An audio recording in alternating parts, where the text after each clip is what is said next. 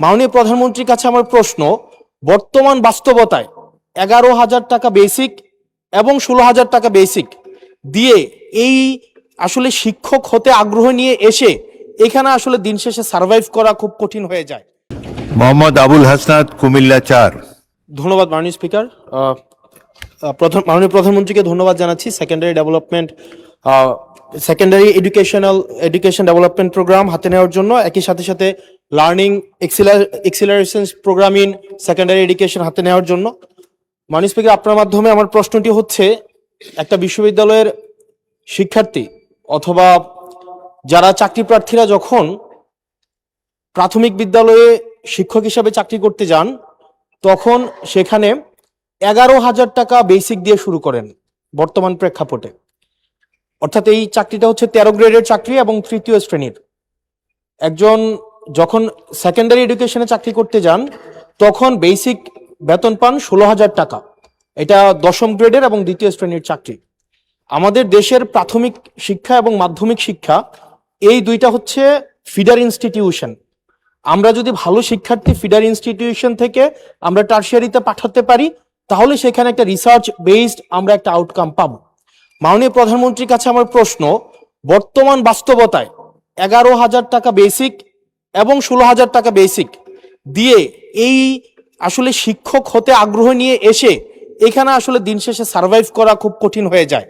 সেজন্য প্রাথমিক এবং মাধ্যমিক শিক্ষকদের বর্তমান প্রেক্ষাপটে, আপনিও বিদেশে দীর্ঘদিন থেকে এসেছেন, আপনি সেখানে শিক্ষা প্রতিষ্ঠানগুলো দেখেছেন, সেই বাস্তবতায় আমরা এই ফিডার ইনস্টিটিউশনগুলোর শিক্ষকদের মান উন্নয়নের জন্য, তাদের বেতন বৃদ্ধির জন্য, যাতে করে বেশি বেশি মানুষ বা শিক্ষার্থী এই ধরনের চাকরিগুলি করতে আগ্রহী হয়, সেটার জন্য আপনার বিশেষ কোনো পরিকল্পনা রয়েছে কিনা সেটি জানতে চাচ্ছি মাননীয় স্পিকার। মাননীয় প্রধানমন্ত্রী।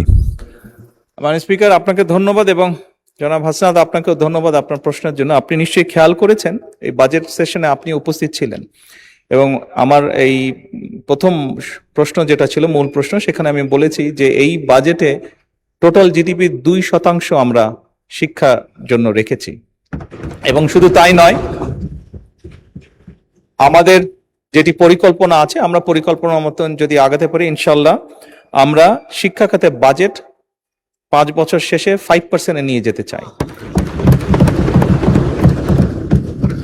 এবং অবশ্যই এগুলো আমরা যখন দেখেছি, স্বৈরাচারের সময় শুধু বিল্ডিং হয়েছে কিন্তু হিউম্যান রিসোর্সের কোনো উন্নতি হয় নাই। আমি আপনার সাথে সম্পূর্ণ একমত যে আমরা যদি আমাদের প্রাইমারি এবং সেকেন্ডারি এই শিক্ষকদেরকে যদি আমরা সঠিকভাবে ট্রেনিং দিতে না পারি, কিন্তু শুধু ট্রেনিং না, ট্রেনিং এর সাথে তাদেরকে তাদের সম্মানীয় যদি বৃদ্ধি করতে না পারি, তাহলে অবশ্যই আমরা প্রত্যাশা করি না যে তারা ভালো কিছু ডেলিভার করতে পারবেন।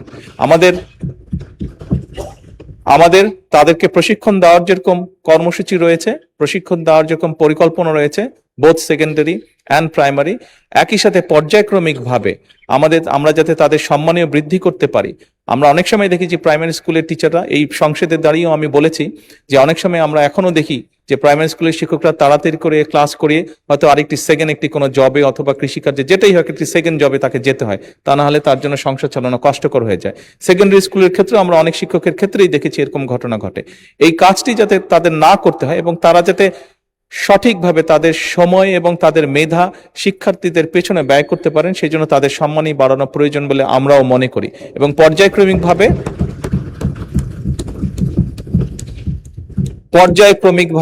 আমরা এই কাজটি ইনশাল্লাহ করব এই দেশে। ধন্যবাদ মাননীয় স্পিকার।